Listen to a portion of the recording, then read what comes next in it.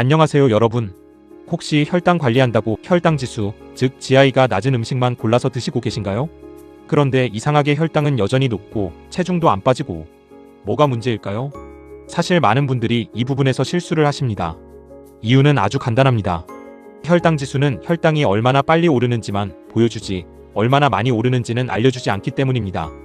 오늘 영상에서는 혈당지수와 혈당부하의 차이와 혈당지수 구간별 대표 음식 리스트, 저녁에 혈당 안 오르는 한 끼 구성법, 그리고 흰쌀밥 대신 먹을 수 있는 저혈당지수 탄수화물까지 한 번에 정리해 드리겠습니다.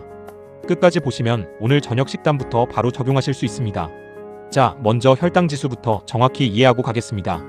혈당지수, 영어로 GI라고 하죠. 글라이세믹 인덱스의 약자입니다.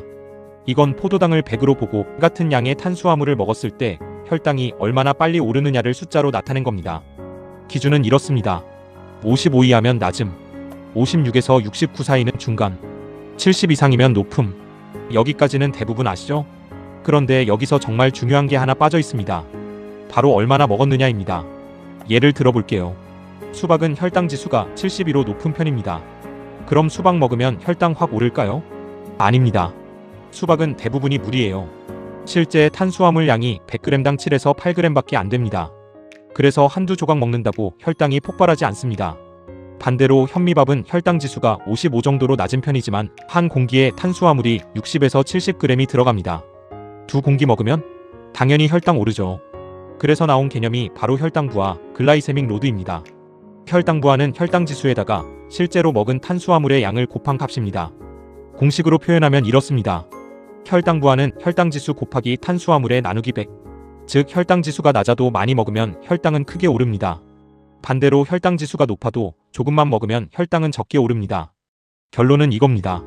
혈당 관리는 음식 선택보다 양 조절이 절반입니다. 자, 그럼 이제 실제로 어떤 음식들이 어느 구간에 있는지 정리해 드릴게요. 먼저 낮은 혈당지수 음식들입니다. 55 이하 구간이죠. 여기에는 대부분의 채소들로 브로콜리, 시금치, 양배추, 오이, 파프리카와 병아리콩, 강낭콩, 렌틸콩과 같은 콩류, 귀리, 퀴노아와 같은 통곡물, 무가당 요거트, 우유 등 유제품, 사과, 배, 자몽, 베리류와 같은 일부 과일, 이런 식품들이 포함됩니다. 다음은 중간 혈당지수 56에서 69 구간입니다. 현미밥, 고구마, 단호박, 파인애플, 바나나, 이 정도가 대표적이에요. 마지막으로 높은 혈당지수 70 이상입니다. 흰쌀밥, 식빵, 바게트 같은 흰빵, 가래떡, 인절미 같은 떡류, 감자 특히 으깬 감자, 설탕 많이 든 시리얼, 과자, 쿠키류. 여기서 문제는 뭐냐면요. 우리가 매일 먹는 주식, 즉 밥, 빵, 면이 대부분 높은 혈당지수 구간에 있다는 겁니다. 그래서 주식을 어떻게 선택하고 조절하느냐가 혈당 관리의 핵심입니다. 자, 그럼 이제 실전입니다. 특히 저녁 식사가 정말 중요한데요. 왜냐하면 저녁 먹고 나면 활동량이 확 줄어들잖아요. 밤 사이에는 움직임이 거의 없으니까 혈당이 더 쉽게 올라가고 더 오래 유지됩니다. 그래서 아침 공복 혈당도 저녁 식사에 영향을 많이 받습니다. 가장 안전하고 효과적인 저녁 한 끼 공식은 이겁니다. 첫 번째, 밥 공기에 반해서 3분의 2 정도 잡곡밥. 흰쌀밥이 아니라 현미, 귀리, 보리 같은 걸 섞은 잡곡밥이어야 합니다. 양은 평소보다 조금 줄이세요. 한 공기의 절반에서 3분의 2 정도면 충분합니다. 두 번째, 단백질 한 가지를 챙기세요. 두부, 달걀, 생선, 닭가슴살 중에서 하나만 선택하세요. 단백질은 혈당을 천천히 올리고 포만감을 오래 유지시켜줍니다. 세 번째, 채소 2개에서 3가지. 나물, 샐러드, 쌈채소, 버섯볶음 등 색깔 다른 채소를 여러 가지 곁들이면 좋습니다. 섬유질이 많아서 혈당 상승을 완만하게 만들어줍니다. 네 번째, 김치는 소량으로. 김치도 좋지만 너무 많이 먹으면 나트륨 과다가 될 수 있으니 적당히 드세요. 예를 들어볼게요. 현미 귀리밥 반 공기, 달걀찜 또는 두부구이, 시금치나물, 무생채, 쌈채소 한 접시. 이 정도 구성이면 완벽합니다. 이 조합의 장점은 뭐냐면 혈당은 천천히 오릅니다. 포만감은 오래갑니다. 영양소 균형도 좋습니다. 처음에는 양이 적다고 느껴질 수 있는데요. 3, 4일만 적응하면 오히려 이게 더 편하다는 걸 느끼실 겁니다. 속도 편하고 다음날 아침에 몸이 가벼워요. 자, 그럼 이제 많은 분들이 궁금해하시는 부분입니다. 흰쌀밥이 부담되는데 대체할 만한 게 뭐가 있나요? 있습니다. 생각보다 많아요. 첫 번째, 귀리 오트밀을 추천합니다. 혈당지수가 55 정도로 낮고 섬유질이 풍부합니다. 아침 식사로 특히 좋고 물이나 우유에 불려서 간단하게 먹을 수 있어요. 견과류나 베리를 조금 섞으면 영양도 더 좋아집니다. 두 번째, 퀴노아. 혈당지수 53 정도, 단백질도 들어있어서 밥 대용으로 아주 좋습니다. 샐러드에 넣거나 밥처럼 지어서 먹어도 됩니다. 세 번째, 보리 메밀. 보리밥은 식감도 좋고 혈당지수도 낮습니다. 메밀은 국수 형태로 많이 드시죠. 냉면, 막국수 같은 거요. 다만 면 종류는 양 조절이 중요합니다. 네 번째, 병아리콩, 강낭콩 같은 콩류. 혈당지수가 30에서 40대로 매우 낮습니다. 샐러드에 넣거나 으깨서 후무스 같은 걸 만들어도 좋아요. 단백질과 섬유질이 동시에 들어있어서 정말 훌륭한 식재료입니다. 다섯 번째, 고구마, 단호박. 이건 중간 혈당지수 구간이긴 한데 찌거나 삶아서 먹으면 흰쌀밥보다 훨씬 낫습니다. 튀기거나 구우면 혈당지수가 올라가니까 조리법이 중요해요. 여기서 핵심은 양입니다.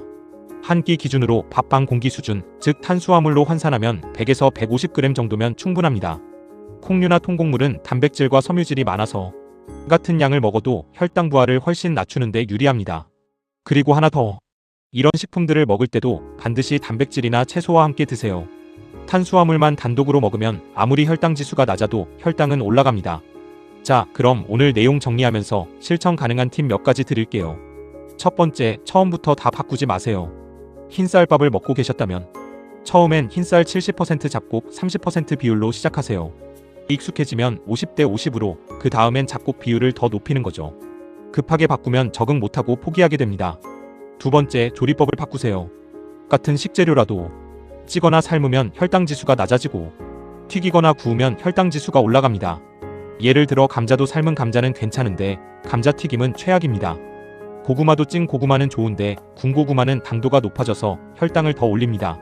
세 번째, 단백질과 항상 같이 드세요. 탄수화물만 먹으면 혈당이 급격히 오릅니다.